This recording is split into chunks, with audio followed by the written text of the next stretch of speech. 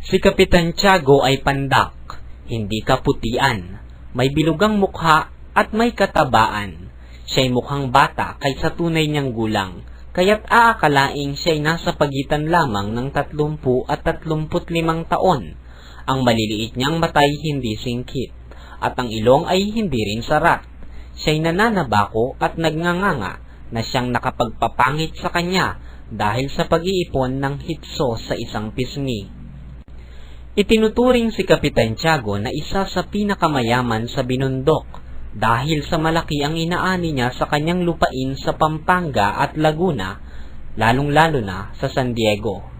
Ang kalakal na apyan ay kalakal nila ng isang Tsino. Ito'y nagpapanhik sa kanya ng maraming salapi. Hindi mapag-aalinlangan ng malapit sa Diyos si Kapitan Tiago sapagkat ang salapi niya'y nakabili na ng kabanalan. Sa isang silid ng kanyang tahanay naroroon ang lahat ng santo at santang kanyang sinasamba. Naging malapit din si Kapitan Tiago sa pamahalaan sapagkat hindi siya lumalabag sa batas.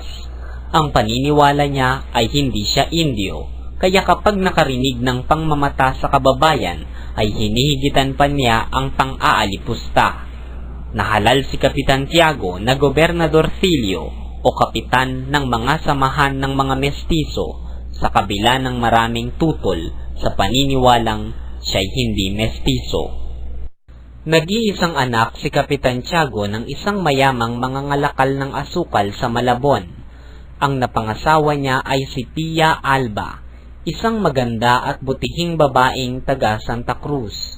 Namili sila ng lupain sa San Diego at dito nila naging kaibigan sina Padre Damaso at Don Rafael Ibarra.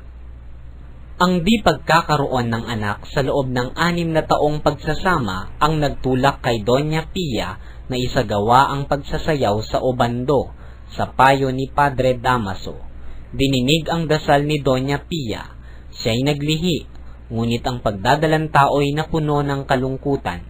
Pagkapanganak, siya'y pinapitan ng lagnat na naging dahilan ng kanyang kamatayan.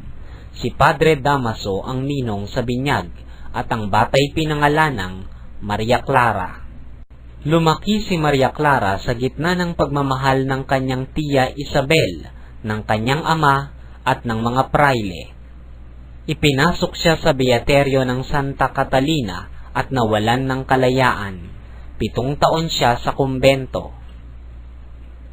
Si Ibarra, nakababata ni Maria Clara, ay nagtungo naman noong mga panahong iyon sa Europa upang doon ipagpatuloy ang pag-aaral.